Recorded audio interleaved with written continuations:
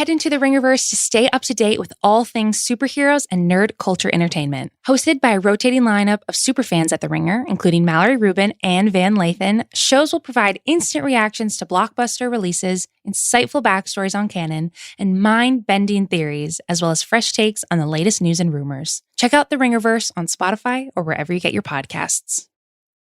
This episode is brought to you by Anytime Fitness. We may talk a whole lot about sports, but when it comes to keeping fit ourselves, there's definitely room for improvement. I hit this point early July. I was just like, I am not in good enough shape. I started trying to walk at least 15,000 steps a day, or hiking, or just anything to keep my legs moving. Now it's the end of 2023. I feel great. I had a physical 3 weeks ago, and the guy was like, "You're doing great. You're doing better than you were 3 years ago." I felt great. Whatever your goals are, progress is possible thanks to Anytime Fitness. Get a personalized plan and support from an expert coach anytime, anywhere. Visit anytimefitness.com to try Anytime Fitness for free.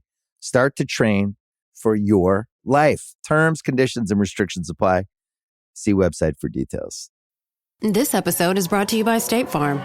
From your morning podcast to your afternoon playlist, State Farm knows you personalize your entire day. And that's why State Farm helps you personalize your insurance with the State Farm Personal Price Plan. It offers coverage options that help protect what you care about most at an affordable price just for you. Like a good neighbor, State Farm is there. Prices vary by state. Options selected by customer. Availability and eligibility may vary.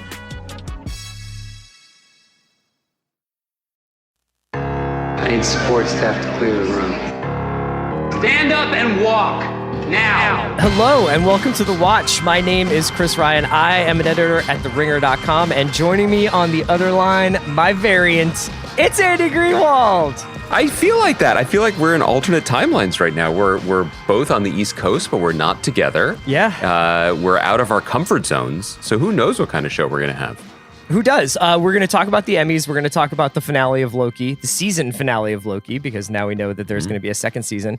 And we're going to talk about Black Widow. The Black Widow and Loki stuff is kind of interlocked, I think. Greenwald, should we just jump right into Emmys? Yeah, this is bizarre because, people who listen to the show regularly know that you and I, as the co-hosts of the most consistent pop culture podcast on the internet, have our finger on the pulse. So we knew for sure, both of us, that the Emmy nominations were coming. I had it right? marked down in a calendar. Yeah. I misplaced the calendar.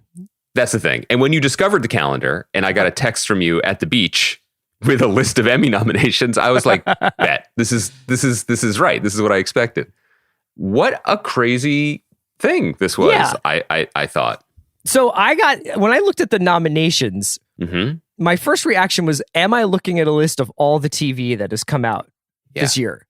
Because there are multiple categories here where there's upwards of 8 nominees. I think that there is some wishful thinking in some cases in terms of the designation of let's see if we can get Hamilton in here, right? Let's just jam Hamilton in this one too. And then there is some pleasant surprises, some sort of thinking face emoji surprises. And all in all, I think it's going to be a really quality night in terms of the kind of television that's getting celebrated. There are a couple of UFC cage matches where I'm like, I don't know who's going to exit the cage standing here. What are your big takeaways from all the nominees? Well, I guess my first takeaway is that, and this has been true for the last number of years, I think that of all the major award shows, the Emmys remain the most responsive and relevant to the medium that it celebrates as it is actually experienced and watched. And I think that there are, and we won't start here, but I think it's just worth putting down the marker, that I think that there are lessons here for the Oscars. I think the Grammys are beyond teaching, but I think that there are lessons here for the Oscars, which very publicly and very dramatically and has sort of, we've been able to watch their torment as it's tried to comport itself to both changing times culturally and societally, as well as financially for its industry. And the Emmys continue to evolve and reflect TV as it is watched, for good and for ill. I also was struck by the sheer number of nominees. And I feel like it's worth just beginning there to clarify, because I think if you look at like the best drama series, right? Or best comedy series, or 1, 2, 3, 4, 5, 6, 7, 8 comedy series, 1, 2, 3, 4, 5, 6, 7, 8 drama series. That seems quite a lot. And, I would actually argue that the 8 drama series are the 8 shows that are not limited, like on TV.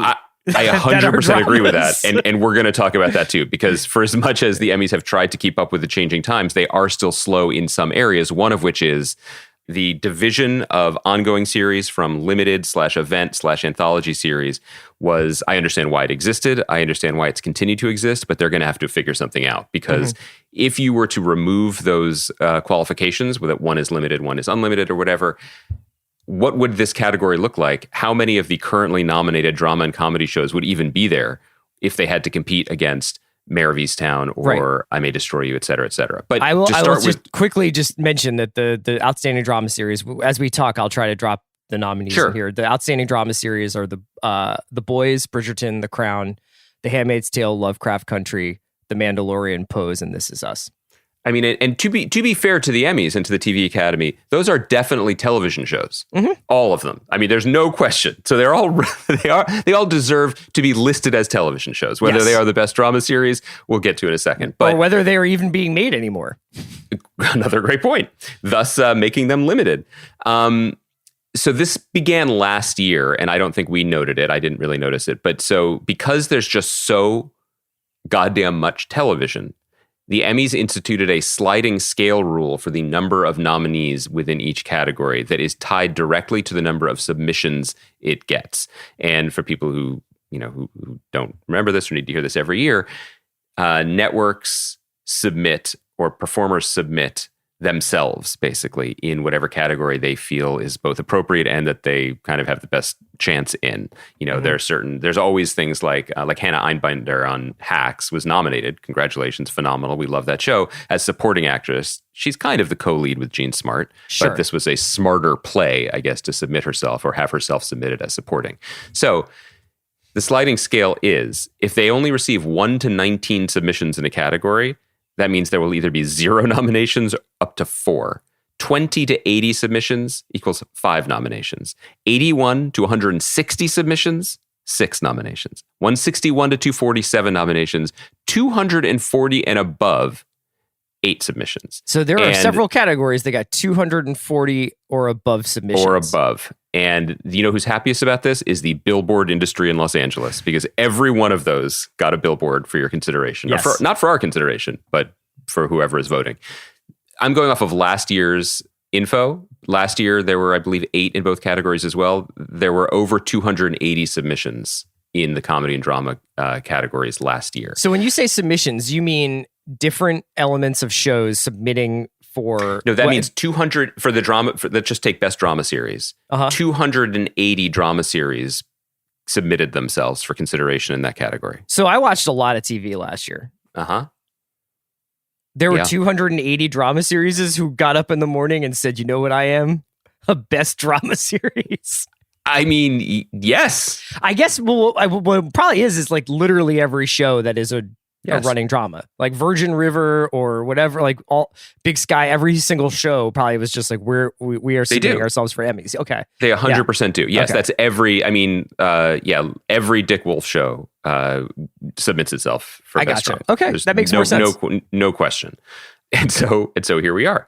So that's why there are just these eye-popping numbers. But I think that we should probably start here again, and why don't we go through this cage match, like the absolute blood sport that is the limited series, because this is really where a lot of eyes are focused, and I think it really speaks to the issues that the Emmys are going to face going forward. So to Andy's point, if you were to put I think any of the drama series, with possibly the exception of The Crown and in some corners The Mandalorian and in some corners The Boys, up against these limited series, it would be hard to see no limited series. I would not lose any of these limited series against the drama series.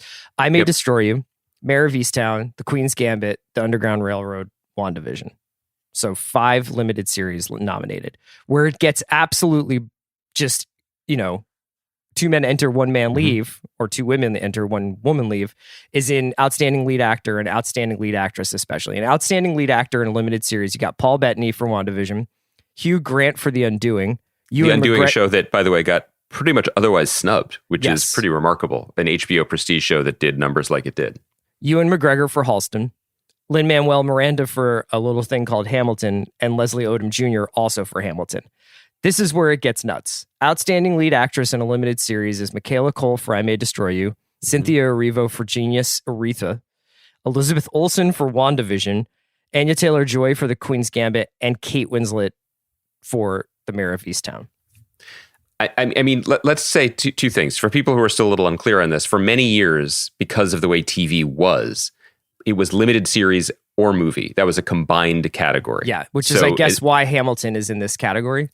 Because they have yet to separate the individual acting awards the way they separated the series awards. That is something that they need to do immediately, and they probably will do starting next year. But in the meantime, so when you watch the Oscars, and as we've seen, I recommend people listen to Big Pictures, the awards show, the Oscar show that they do, where they just talk about the sort of nature of the awards throughout the year.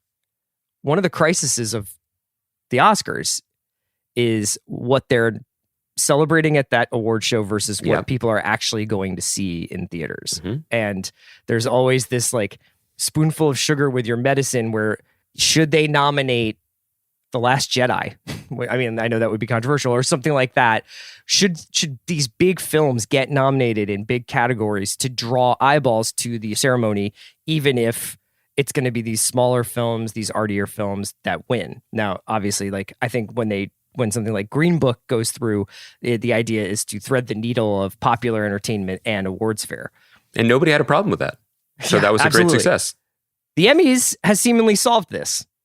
Now, partially because TV, I think, is the popular and the acclaimed are a little bit closer together, possibly. At least, I mean, that's a debate we can have. I mean, if you look at the actual quote unquote Nielsen ratings of like what people are watching, they're not necessarily on this list. But WandaVision was a big show, and it is well represented here with upwards of, I think, 23 nominations. The Mandalorian might be the pop cultural event of the last 18 months. That got 24 nominations. Lots of people watch The Crown. Lots of people watch This Is Us. I think lots of people still watch, lots of people watched Mayor of Easttown. So you have these shows that have relatively large fan bases with really big names, and they are all represented here at TV's sort of crowning night.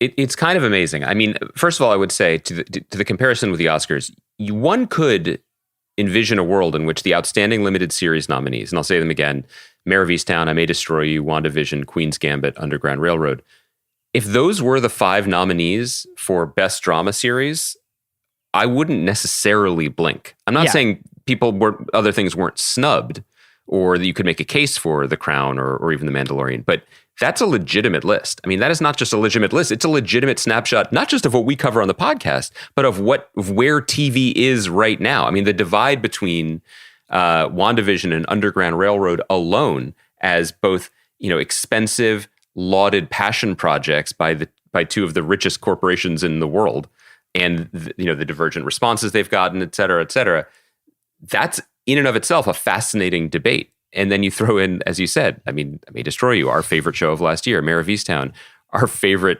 topic of this year. It's pretty thrilling. I would also say, when you go back to the drama series, Chris, if you were going to put on your Joe Nocera glasses and be the Hollywood fixer again, there is clearly a market inefficiency here. And the market inefficiency is in ongoing drama series.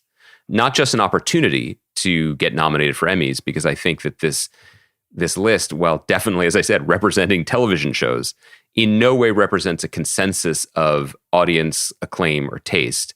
And there's just a lane here. Now, obviously, the lane looks a little bit different because Better Call Saul and Succession both had their seasons delayed. And those are the 2 shows, not just that we love. And Stranger Things as well, which often gets nominated, I think. Stranger Things as well. And those are 3 shows that more fit the mold of what we have come to expect, not just because of the DNA of Better Call Saul being related to Breaking Bad, but just the type of ongoing entertainment we've seen.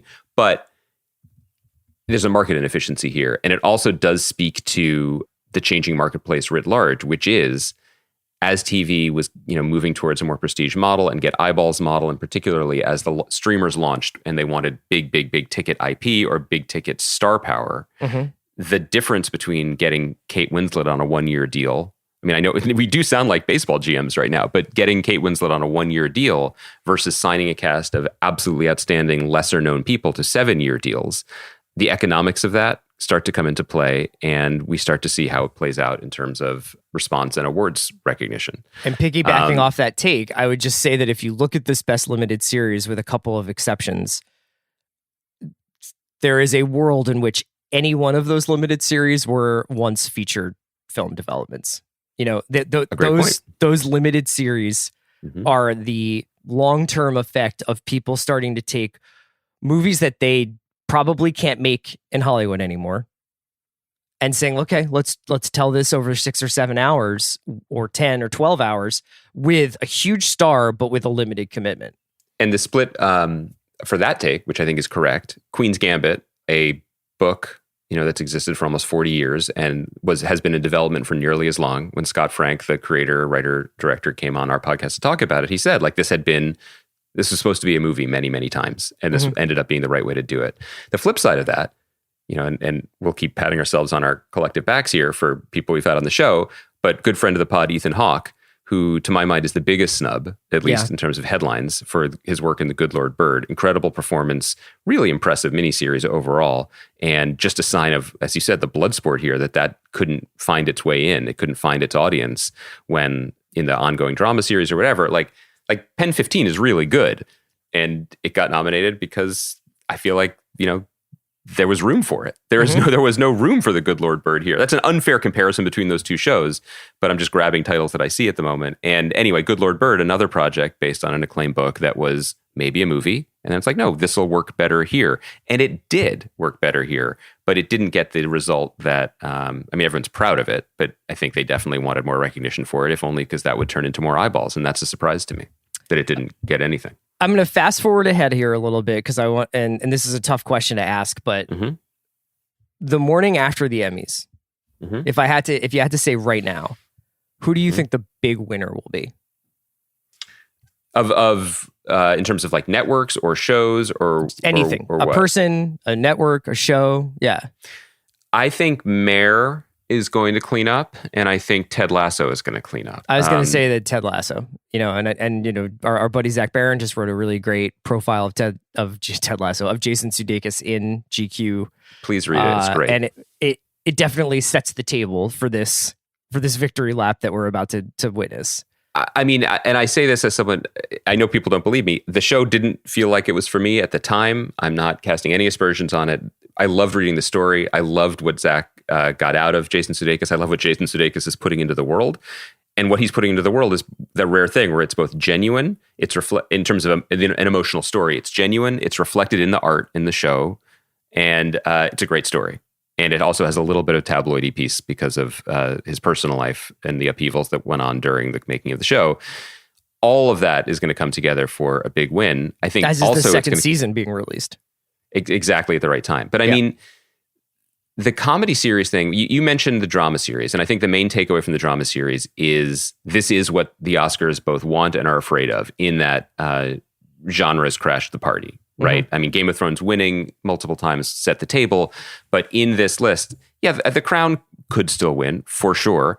But This Is Us is still quietly representing, just steady, old fashioned broadcast success. But the presence of The Boys is wild to me. You and I really like that show. I can't wait for there to be more episodes. I'm not sure I would have considered it an outstanding drama series, but maybe that's my old fashioned brain. Same with Mandalorian. Same even with Lovecraft Country, which I think is worth noting. It is a highly genre show. It's also a very complicated and complex show, both on the screen and apparently off of it too, because HBO sat on developing a second season for a year before just a week ago announcing that everyone was out of their they were letting people out of their holds and the show would not be returning. And then it gets this. And then Emmy. Misha Green, the showrunner, signs an overall deal with Apple right after that. Yeah, it's interesting. The backstory I would love to know about. That show just fundamentally didn't work for me, but I guess it clearly worked enough for Emmy voters. But anyway, this is what, to a degree, what the Oscars would look like if Endgame was nominated for Best Picture. Right. The comedy thing, maybe comedy has just always been incredibly subjective. And you and I, Chris, grew up in an era where there just weren't that many choices. So we had things like Friends or Cheers or Seinfeld to kind of quote unquote unite us, even though clearly not everyone was watching it. But I think you'd be hard pressed to find someone who likes all of these shows. Do you know what I mean? Or at least finds them all funny. So because they're so deeply best... funny in so many different ways. I'll list them. The Outstanding Comedy Series. Blackish, Cobra Kai. What a success story, by the way, from kind of a YouTube show. Yeah. A YouTube, what felt like almost an inside joke, to a huge success on Netflix and now an Emmy nomination. Pen 15, Emily in Paris, a show I don't think anyone likes sincerely, but maybe that's just me picking up, have you seen any of it? The zeitgeist? No. Okay. So I shouldn't. No, I wasn't like you're missing out on Ernst Lubitsch movie. I'm just saying, like, I was just curious whether you would actually is Emily in Paris in the Le Bureau extended universe of Paris? Hacks, Ted Lasso, Flight Attendant, Kaminsky Method. I mean, what a bizarre range of shows. Again, maybe you could look at that and say this celebrates the breadth of where television is right now and the options for comedy that a show like Flight Attendant and Pen 15 are even considered in the same category. I found it fascinating. I also found it almost... What do you think about this before we... And we should get out to the big Marvel stuff, which maybe says more about where the industry is than even us narrowcasting our thoughts about the Emmys. Am I still holding on to that monoculture piece that we often bump up against, that we're used to? That this should somehow mean something or represent something. I guess I'm still processing my reaction to just how disjointed and digressive that the drama and comedy nominees seemed to be. A collection, to my mind, and I say this with love and respect for a lot of the shows, a collection of Bs to B pluses with a couple C minuses thrown in. Well, I don't know. I mean, I wonder whether there's something to... It's arguably a golden age of comedy on television right now in terms of the variety of stuff that you can find, in terms of the amount of formal innovation that's going on across the board. And that's whether you're an I Think You Should Leave fan or a fan of something like Ted Lasso, things on sort of polar opposites. But at the same time, there's a reason why you and I usually will just say, I really liked this, and then move on. And it's not because we're lazy. It's just because I think that the level of engagement that you have with comedy just differs than the one you do with drama. I mean, I think with dramas, people start to talk about their feelings and their ideas and their lives, and they start to see themselves in shows, and they start to learn about themselves through shows. And with comedy, typically, at least, like in terms of the public discourse, I think people will say, this was great, and I really loved it, and it was entertaining, and I laughed a lot. And when it's something like Hacks, you can obviously have like an emotional connection to it. But the second half of that Hacks season is essentially a drama, and there's large swaths of, I would even say, Flight Attendant, which is like a thriller. It is a thriller. So yes, it's kind of weird. It's like, I guess in the same way that we have these sort of sliding rules for limited and what's a limited series and what's an ongoing drama series. I think with comedy, you're seeing in there a list of shows that are, comedy is just the first thing that they are, and then, and I would be curious to know what would happen if they somehow made that you have to have 3 laughs per page rule. Would you see a different collection of comedies there? I think the other thing worth saying, or worth noting, probably 2 other things, and then we can move on, because obviously we'll talk about the Emmys when they actually happen. It's clearly an issue to represent an entire industry when there are upwards of 400 or 500, 600 shows per year. It's interesting to see the way Emmy voters, and they've done a good job trying to diversify the block of voters, both in terms of age and life experience and profession, but they clump together too, right? There are shows that clearly, like America, Emmy voters just really watched, and others that they maybe did the polite one episode of, or checked in, or understand that this was an important performance, but maybe not worthy of the entire series. But like the Ted Lasso block, you know what I mean, is just really remarkable. 4 nominees, I think, in the best supporting actor in a comedy. It's wild. So it's sort of, it is interesting as a case study to see the shows that were considered versus the ones that clearly people fell in love with. I think it's also worth noting, because this has been a struggle for a lot of awards shows, to try to reflect diversity in terms of talent, but also in terms of just the audience that might be watching certain shows or that might see something in certain shows. And I feel like the Emmys, at least in terms of its acting nominees, did a really good job of acknowledging and noticing and celebrating the talent that's been on display this year. I mean, it is worth noting, this is a small thing, this is not a big thing, but of the outstanding lead actor in a drama series, 6 actors nominated, 4 actors of color nominated in that category. That's got to be a record. And it's notable. This matters. And it actually, you know, we can even use Jonathan Majors, who was nominated as a lead in Lovecraft Country, as a bridge maybe to moving to talk about Loki, because he shows up there too in a situation that I think a few years ago he might not have been put in, and it made the episode that much better to see him there. It feels a lot less labored over in the Emmys. Mm-hmm. Like, I do think that a lot of these shows were the best shows, and a lot of this work was the best work. And you know, I do it's the Emmys have always like thrown me for a loop, I think, because of their the time frame which they operate. And often what will happen is there are shows of the moment when the Emmys are running that you feel like, why aren't we talking about X, Y, or Z? You know, whereas you're talking about a show from like 11 months ago, but not 13 months ago. And it's just, it feels kind of random, especially since there are no more real like seasons of like, here come the fall shows, and now they're all going to go on hiatus in the spring. But that being said, like, this is a really great collection of work. I love that you use the word labored. I think that's right. I think that the thing that the Oscars may never be able to overcome is this self-regard, which is earned because movies, good job by you, movies. You've done a lot of great work, but that it is an art form that is somehow existentially artistic and uplifting and exhilarating and mind expanding. And TV has always had second kid syndrome. And it's just like, well, we're just TV here. And because of that, and you know, it's worth noting the prestige divide that we're starting to see in the limited series. But something like Bridgerton, which is a show I have not watched, and I apologize, we don't really cover. People love that show. Mm-hmm. That is a huge, huge, huge success. Yeah. Credit to Shonda Rhimes, who is brilliant at this and who just redid her Netflix deal, which appears to be finally putting her in the pay grade she honestly deserves, you know, equal to a Ryan Murphy or someone else in that Netflix stratosphere. But it's not debatable. Like, I get why Bridgerton was nominated for Best Drama. It's a huge show. People loved. Regé-Jean Page gets nominated for lead actor in a drama series.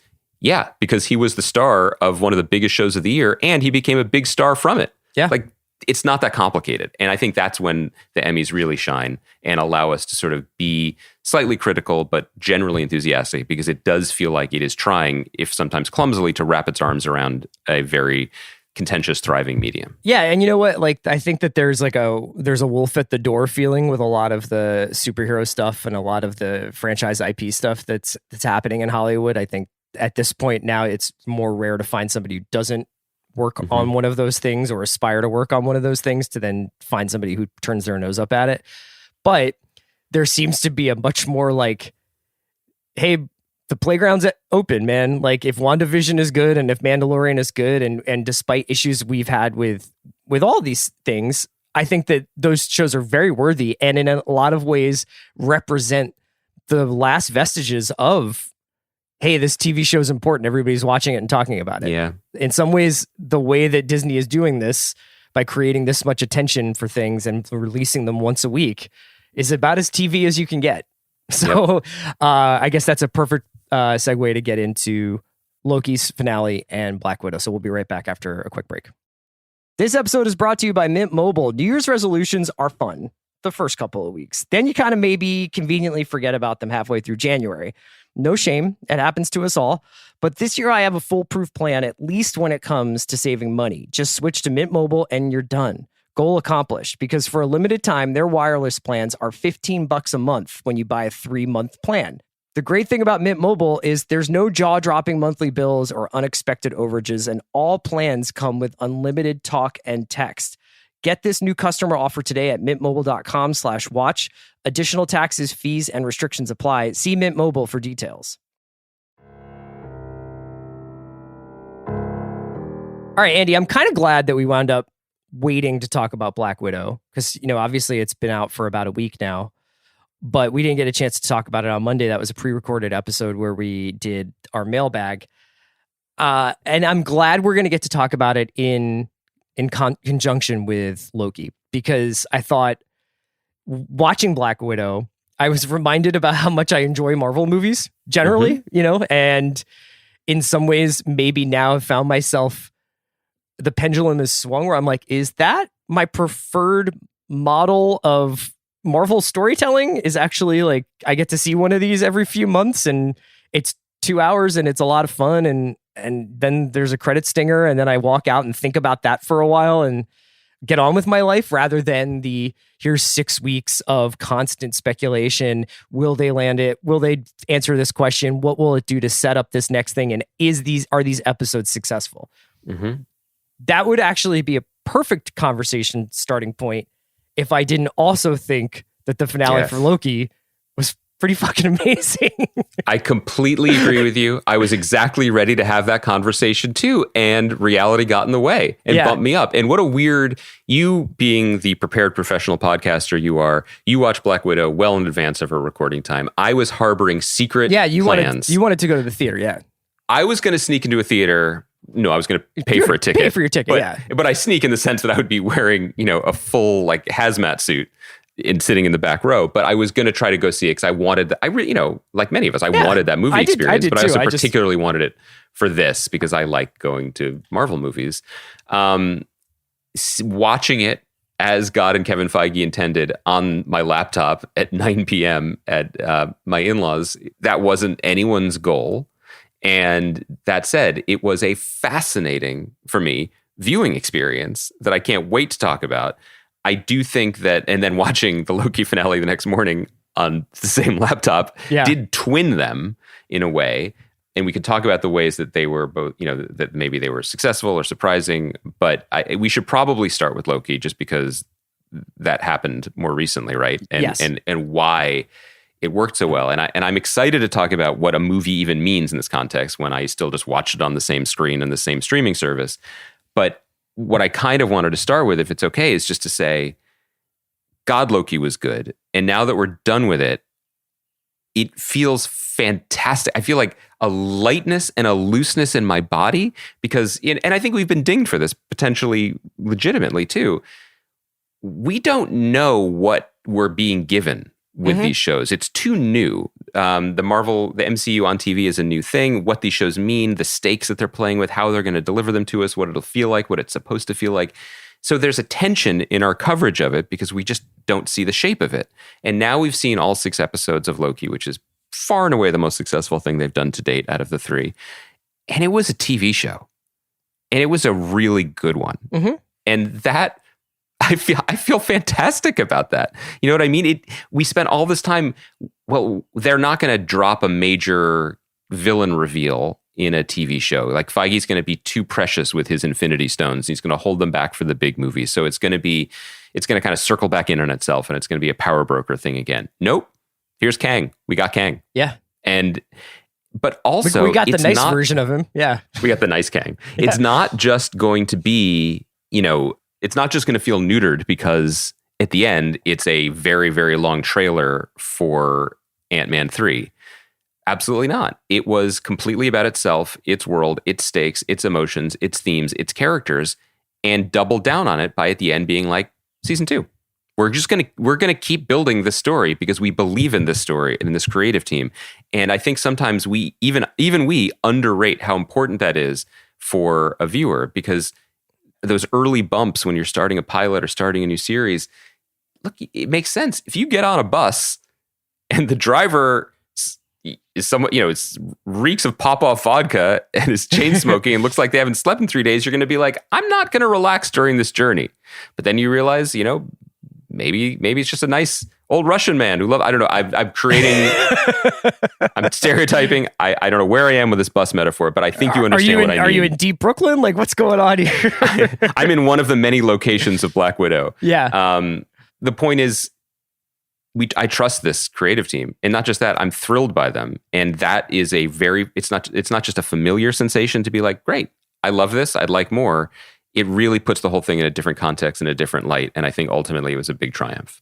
Yeah. So speaking of that, how many fake outs are we going to get? Like how many times are we, because now I think after 3, the Marvel TV structure has been pretty well developed. There is going to be some combat. That combat is going to feel, for me, like a little bit of an afterthought or almost something that's skippable, because for the most part, it's basically trying to add some fireworks to what is pretty dense expository, either character work or universe building, which is totally fine. I thought Loki did it the best out of all three so far. I think that in some ways, by going first, WandaVision had the hardest job, but also got like not the easiest pass, but was like, wow, WandaVision's so weird and so different. Marvel TV is so wild. And I think now in retrospect, like going back, like I really appreciate what WandaVision tried to do. I think I probably enjoyed it the least out of the three shows so far, but it's kind of set up a model where like, you're going to have like some central questions that sort of quote unquote need to get answered. But like you said, Loki is the one that actually went there. Loki is the one where there actually was something at the end of the rainbow. And I don't know. So when the elevator opens there and Kang is there's this really interesting feeling, because I try to sometimes think about what someone who isn't already a Kang obsessive thinks when a character played by Jonathan Majors, who is an excellent actor that I don't think a ton of people know. So there is a big difference between that being Jonathan Majors and say like if Josh Brolin was more recognizable as Thanos or something like that. The elevator opens, this guy is sitting there in a cape. He's doing the most with his scenes that he gets. And for me, I'm like, I have heard about this guy, but I still need them to do the, this is who I am, this is what I want, and this is what you need to decide work. And they did it. Like, I don't even know if he ever says that his name is Kang. I think he says I've been referred to as the Conqueror or whatever. But I actually thought he did a pretty good job explaining, what is going to be Secret Wars, right? Like, he does a pretty good job being like, yeah, man, like there are all these different realities. I was partially responsible for discovering them. Then me and all my variants basically fought, and I won, and I keep a lid on chaos, much to the chagrin of people like you who get their hearts broken at their lot in life. This was, it's sad that there will be schools for this, but there should be, because this is where entertainment is going. But like the exposition scene should be taught in these academies. His speech at the desk where he's like, here's like a little animation of this, right? Also, by the way, this is the little things that make me so impressed with this show. That was a over 10-minute talking scene. But this has been a series of over 10-minute talking scenes with great actors and very light balletic dialogue, and it's a pleasure. And the little conceit of the little the sort of Warhammer figures forming on the desk of the story, great. It communicated the information and it simplified it. And this is what, more than anything, what Kevin Feige has done best in this unprecedented run, which is find, in a way, this is what does make him kind of the heir to Stan Lee, not just in terms of his position at the company, like a pure, universal, simple thing and communicate it. And then you can dress it in all the chaos of the multiverse and people will go along for the ride. And doing that with Kang was amazing. I think what was also amazing, and this is kind of what I was referring to before, is that elevator opens any other time in pop culture, popcorn movie history. Jonathan Majors isn't the one in the cape. Yeah. It is 1,000,000% Paul Bettany or Paul Bettany type, a mustache twirling British actor, white British actor doing that and playing that role. It is incredibly liberating and exciting for it to be a different actor, not just an actor of color, but a young actor with serious stage chops.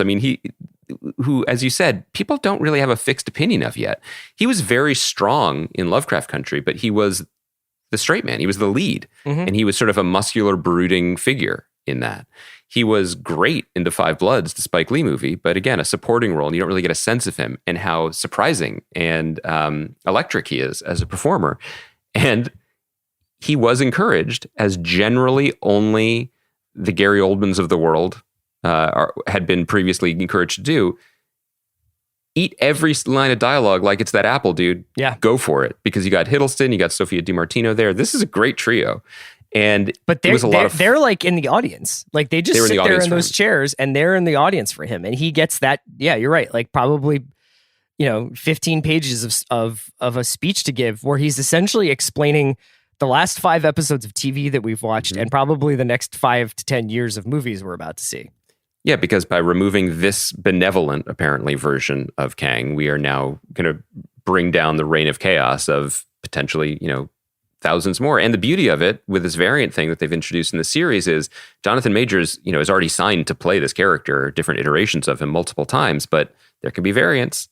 This can just be a thing that keeps happening. And it suggests a way forward for the larger Marvel storytelling machine in that now we see what a lot of this is going to be about, but we have also seen that it is possible to keep a lid on it.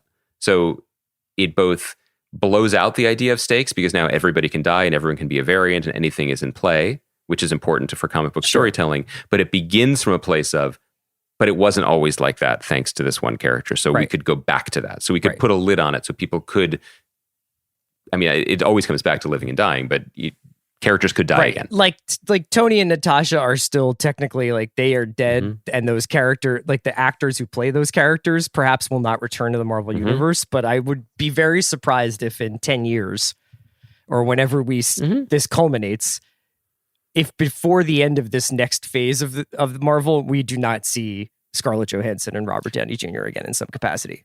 As long as everyone gets along in Georgia as they seem to, they'll be back for something. Even if it's just a little stinger or a flashback or whatever. Yeah, because the vibes and the paychecks are extremely good. And those are the two things that actors look for. Just in terms of this as a TV show, though, I hope we get to talk to Michael Waldron at some point, because opening the gates to this evil, purple, glowing CGI, but on a soundstage in Georgia's Citadel, and then having it be the creepy animated clock voiced by the great Tara Strong, yes. This is what I want. This is the big entertainment that I want. I love the sense of humor. I love the confidence. And again, I love that this was the show it was from the beginning. It went to a lot of different places, though never left Georgia. And yet it stayed true to its tone and its point of view. And a lot of the credit has to go to Kate Herron, and I mentioned Michael Waldron and this incredible cast that they put together. But I also want to shout out Natalie Holt, who's the composer, who's a young British composer who you can read about her in Variety. I just did. The attention to detail and the character work that the music did by combining these kind of enormous Norse choral pieces, but also theremin. Yeah. So brilliant. And so I'm not sure what the word even would be, because there was just a consistency of the artistic vision and the chances taken and the tone that is incredibly hard to balance. And that's also what made this a successful TV series, not just because I think sometimes when we say this is a good TV show versus a movie or whatever, it's because we're like, well, they swung for the fences in episode 2 and that was so great. In episode 4, they swung for the fences and missed, but that's what TV is. There was a consistency here to the artistic vision that allowed the discrepancy in, not discrepancy, but the episodes were different. They were, there was the Lamentus one. There was the Before Sunrise one, right? And then there's the wacky Richard E. Grant and Spandex one, but it was always the same show in a way that I really loved. Yeah, in some ways it kind of reflected the level of control that I guess Kang exerted over the bureaucracy and the TVA in the first place, where I feel like this was one of the first Marvel TV productions that didn't feel in some way claustrophobic, because I think that there's the fact that they have such a great production line going where they're shooting in Atlanta, and obviously they go to other locations, but there's something about the consistency of that I think also sometimes can feel a little samey from show to show. And when they're obviously interior bound, it feels a little soundstagey. Now that was the point of WandaVision, but I thought sometimes when I was watching Falcon, I was like, this definitely just feels like the most generic European street you could possibly imagine. That was one of the things I really liked about Black Widow, is it felt a little bit more out in the world. They kind of inverted the claustrophobia with Loki. They were like, well, if it's all of this, basically purple mist tree branch off of a timeline fantasy, we can control everything. You know what I mean? And we can make it look as crazy or as beautiful or as haunting as we want. And then when you get into what a bureaucracy that ran time looks like, it's kind of awesome. You know what I mean? It is kind of cool to have this this sort of office comedy going on inside. If anything, I have to say about Loki is I kind of wish there had been more case of the week.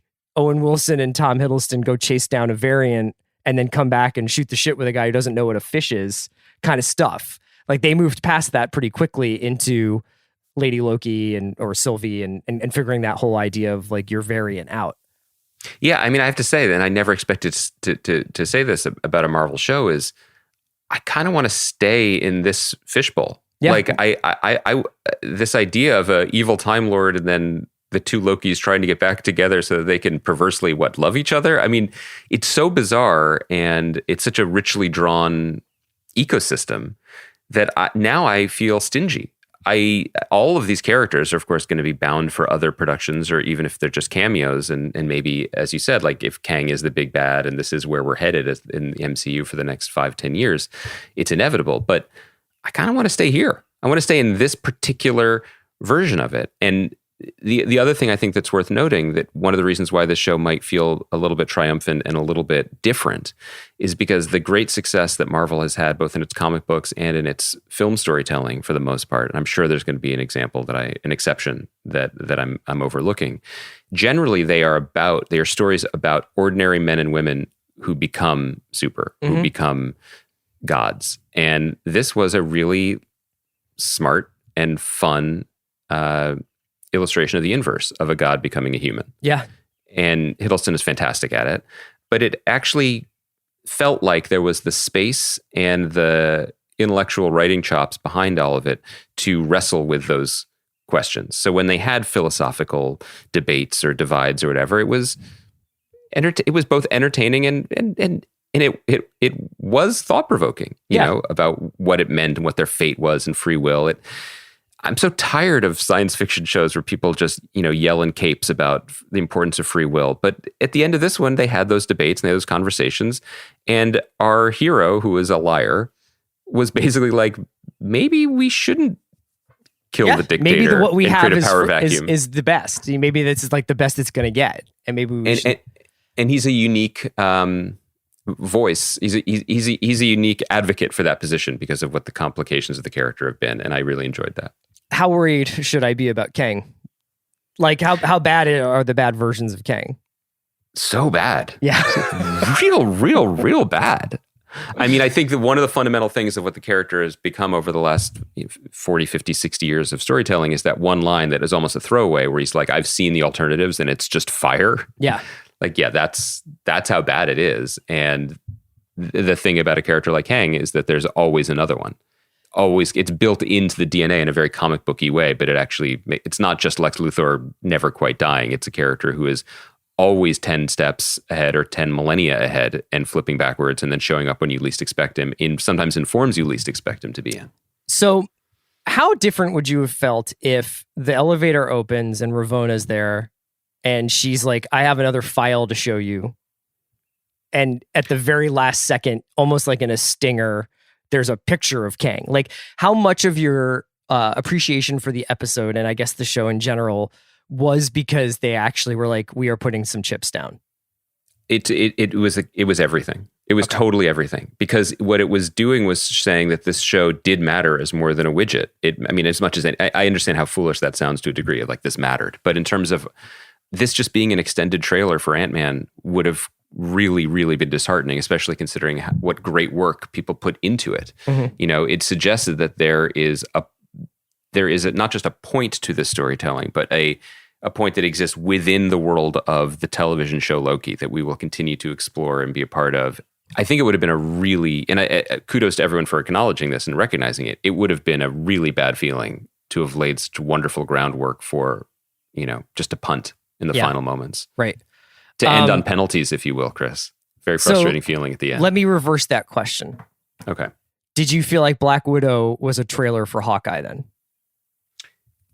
In the end, yes. It's great to start at the end of these things because I have a lot of very positive things to say about Black Widow, many more than I expected to, and I'm excited to talk to you about it. But it was it's very odd that the end of Loki, not just the stinger, which was only saying that there's going to be a season 2, which is great, but that Loki felt like it had more to say about the Marvel Cinematic Universe ultimately than Black Widow, which was a movie and used its stinger to advance a TV show. Yeah. Now, I don't know what that stinger may or may not have been had Black Widow come out when it was supposed to come out, which would have been last summer, right? So theoretically, it may have been totally different. Yeah, I don't know what show it might have been. Maybe it would be Falcon. I don't know, because that's obviously where we see the Julia Louis-Dreyfus character for the first time. But yeah, like I felt like for as monumental, or I mean, at least within Marvel terms, is the finally a standalone film for the Black Widow character is supposed to feel. The very end of it felt almost like clipped, and it was odd. It almost makes me think, oh yeah, well, in some capacity, she will definitely be coming back. Like Natasha Romanoff will definitely come back into the MCU, because they didn't do 10 minutes of teary tributes to her. You know what I mean? Like the way they do for Iron Man, the way they do for Captain America, the way they would do for any number of characters. I think that I think there's two things to say, and one is addressing your comment, but also inside of it is my larger complaint about the film. And again, I kind of liked it, and I will tell you why, I promise.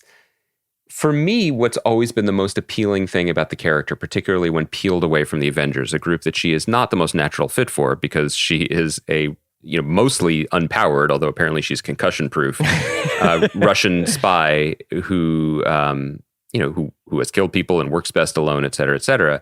When you peel her away, and this has happened in the comics a lot more recently, there's a great Mark Waid and Chris Samney series that I recommend people check out, one of the greatest artists working, in my opinion, that really runs right towards the fact that she's a 60s creation, right? Like she's just kind of pop and fun and espionage and style.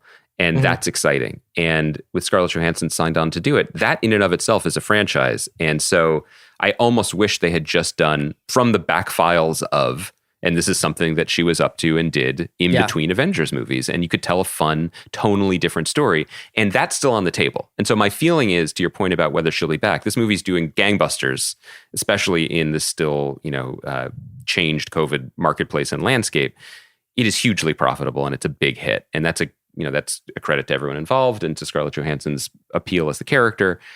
My feeling is, rather than do the sort of, remember when Jeremy Renner was going to take over for Tom Cruise in Mission Impossible, and it literally within the movie, you can tell Tom Cruise be like, I'm okay. So let's see you climb up the Burj. I think that's exactly, and I think that's why, even though it's right there on the table for Florence Pugh to be the new Black Widow in the Marvel Universe, and not just on the table because how cool we've come up with this clever fix. She's incredible, and I would love to see her in those movies. I think that's why the end of this movie doesn't give Scarlett the send-off, and it doesn't anoint Florence as the new Black Widow. And in fact, it shunts her over to television to say that there's more here. So I think that they're being smart with the optionality of, we could have our Bourne Identity franchise and just tell spy stories as long as she wants to do them. And maybe we could be more free to do it, because they always feel they need to do. This had to be an origin story, even though the most labored part of the movie to me was, wait, where in the timeline is this happening? And what are we now retconning about this character? All that stuff was burdensome, I think, to me. Now, I do think that this was handled way less sort of, I don't know, it was never dull to me for the most part, except for I feel like the last action sort of sequence towards the end of the movie got really, really silly. But for the most part, I actually was pretty engaged with the entire thing. And I thought they did a really interesting thing where they kind of treated the audience a lot more like they were a lot more intelligent than I usually find Marvel movies to do. Like, I think that they breezed through this idea that everybody knows what the Red Room is. Everybody understands this is Dreykov. These are moments that you may not have quite remembered from past Marvel movies when they get mentioned. Whether it's, I guess, in Ultron, we sort of really find out about what made Natasha, right? There's kind of a flashback to a training and then there's, program. Obviously, she's on the run after I guess, is it Civil War? Civil War. There's a lot of stuff in here where I'm like, oh yeah, right. That happens in that movie from 7 years ago or 9 years ago. Shout out to the Sokovia Accord, still the most important piece of legislation. But I was so glad. I know, seriously. I was so glad that we didn't spend 30 minutes recapping that and Yes. 30 minutes re-explaining this is this woman who's, she was put through these incredibly like traumatic training exercises to become the assassin that she is. And there was some mind control involved, like all that stuff. I'm so glad that we kind of like powered through that. And I'm especially glad because I don't know if Ray Winston's very, very, very, very fleeting grasp on the Russian accent would have held if he had had more Speaking screen of time. Gary Oldman, how many offers did they make? I mean, for a part written for him. Ray Winston is just like, so you need me to do my Departed character. They're like, yes and no, but sometimes. Yeah. That was not the highlight of the movie. And I think that I agree with you about the balance they found between the homework and a new story. I think they found that it was the correct balance they were aiming for. I did feel more so than in other Marvel properties, the competing hands of the creative teams, 3 people credited for this, 1 person credited for the script, 2 people credited for the story. I'm sure many other people did drafts of it. There were moments that just shone and sparkled and popped, and there were moments that felt more like homework or drudgery, and the balance between them felt more abrupt. Sure. The transitions then generally. I think it's worth mentioning at this point, you kept talking about a straw person who wasn't familiar necessarily with Civil War or whatever. I would like to offer my wife, hopefully she is okay with this. This was the first Marvel thing she's ever seen. Okay. And this because I was like, I'm watching this now on the laptop. And she said, okay, fine. And did she ask every 30 seconds, who is that and what are they doing? No. In fact, I said, before we start, I think it's worthwhile for the experiment to see how this movie just hangs if I say nothing and tell you nothing. And she was thrilled because let me tell you, Chris, 44-year-old man explaining Marvel Black Cinematic Widow. Universe to someone, never a good look. I'll say Here's their most controversial philosophy on reproductive rights in the Red Room. Wow. Yeah, that speaking of scenes that just kind of came out of nowhere. I will say that her strongest reaction came during what I think to her felt like the interminable, the Marvel Studios thing is spinning and we're seeing the the thing that we're now used to of all the characters in it. And, you see Captain America throwing the shield and Ant-Man and Black Panther and all this. And her response to that was, what's the movie with the bear with the gun? I think that's the one I'd want to see. And I said, well, I'm going to stop you there. It's a raccoon voiced by Academy Award nominee Bradley Cooper. But so I guess we will be revisiting the Guardians of the Galaxy films in this household for the bear with the gun.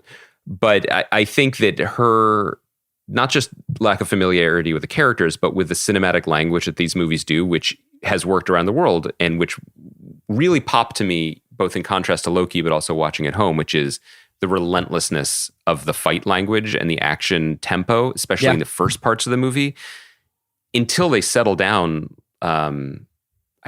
It basically until they start Natasha's dressing Yelena's wounds, like the movie kind of never stops again. And she's like, wait, what are they fighting for? I see. I actually read it more like there was like basically an hour and 15 minutes of almost nonstop action and chase, which I didn't mind actually. Like I thought they were really well staged. I thought it was like, for as much as you're just like, you have that block in your head of like, this person cannot be injured. So all these fights are essentially eye candy.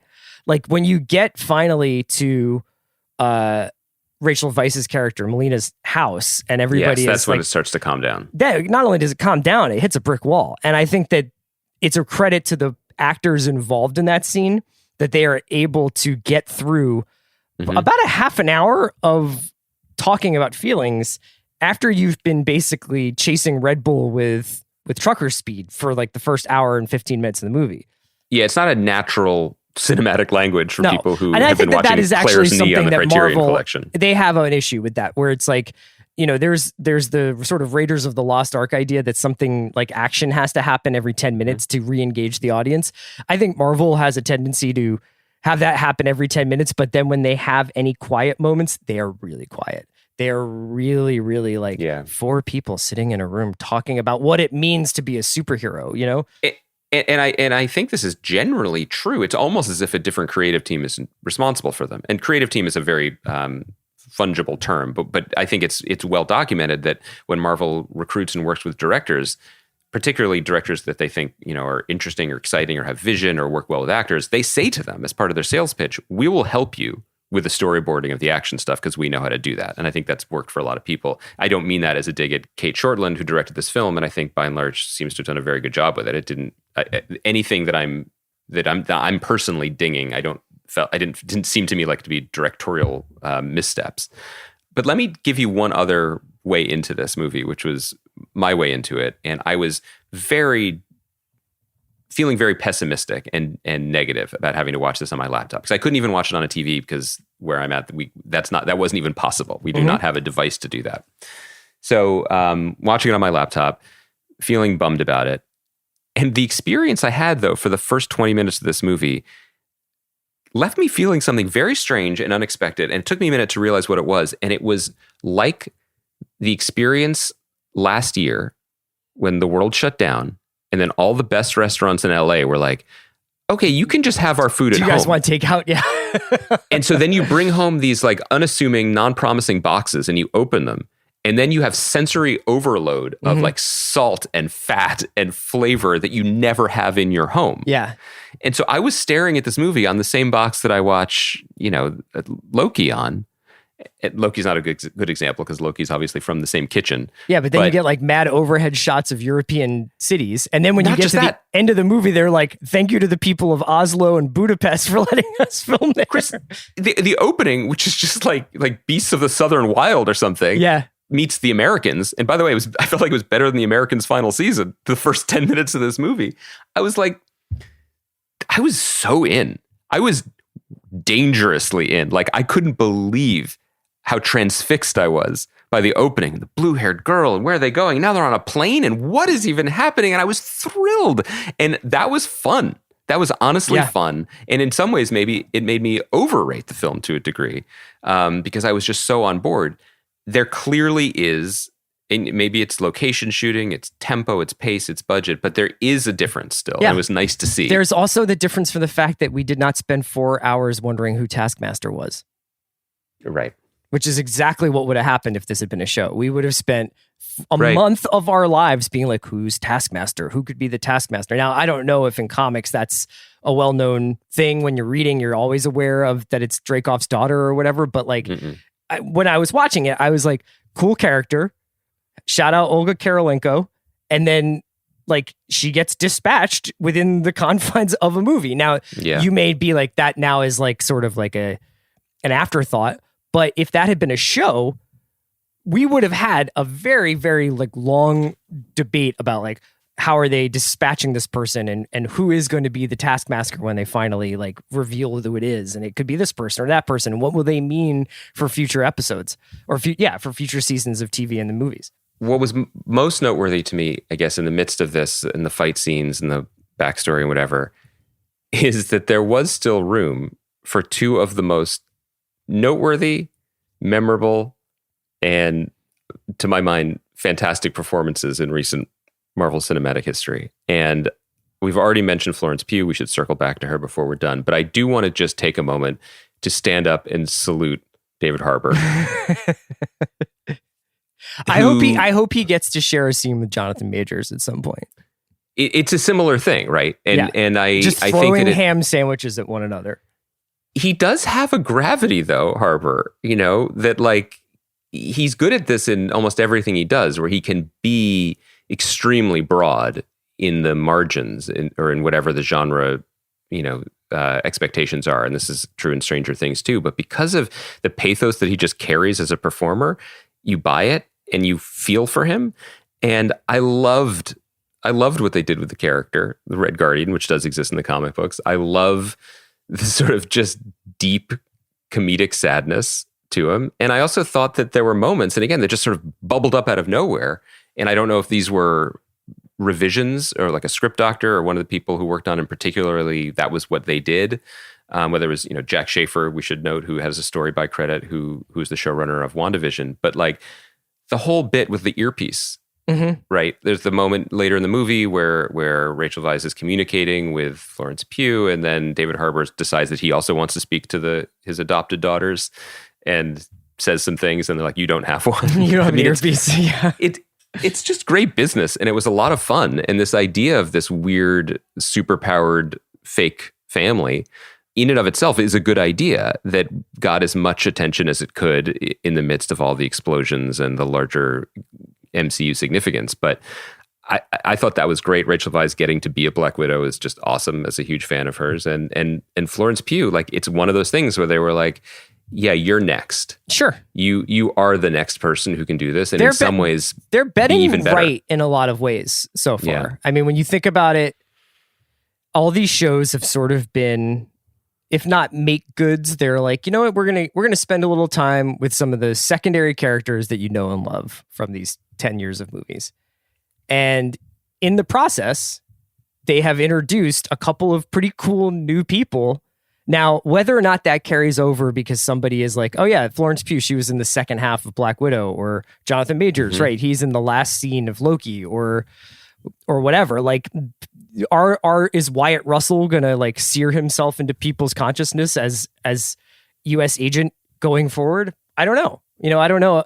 I don't know if U.S. agent and Kang and Florence Pugh's character from Black Widow are gonna like ever rise up the way those first group of Avengers just seem to completely take over popular culture in a lot of ways.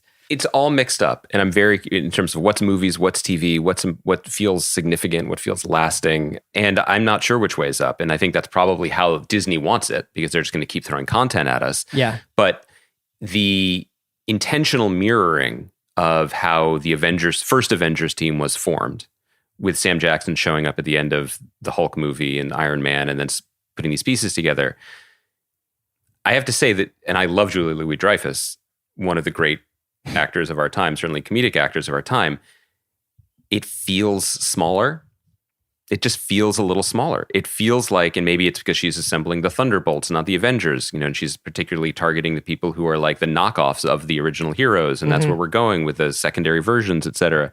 But it doesn't feel as auspicious. And, Florence Pugh is such a rocket ship of talent, and I love the character, and in some ways improves on, not Scarlett Johansson as a performer, but just in terms of her point of view and her attitude and her humor. She's so much looser, yeah. She's looser and she's livelier. So it's a chance to maybe correct something going forward. It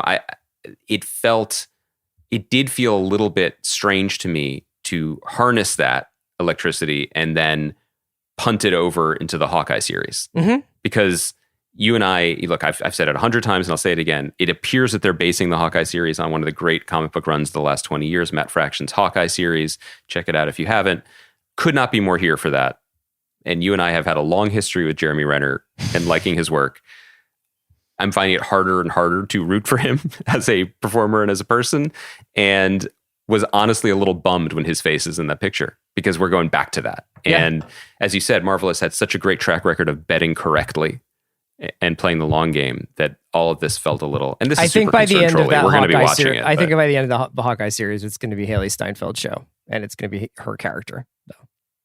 Yeah, and that is, and that move towards the replacements, towards the sidekicks. I mean, that happened in comics, and it's going to happen in the movies too, as actors age out or are pushed out. But it's a transitional moment, and I guess maybe what was so striking, if we're going to compare these things before we wrap up, Loki felt whole. And that was a really satisfying experience.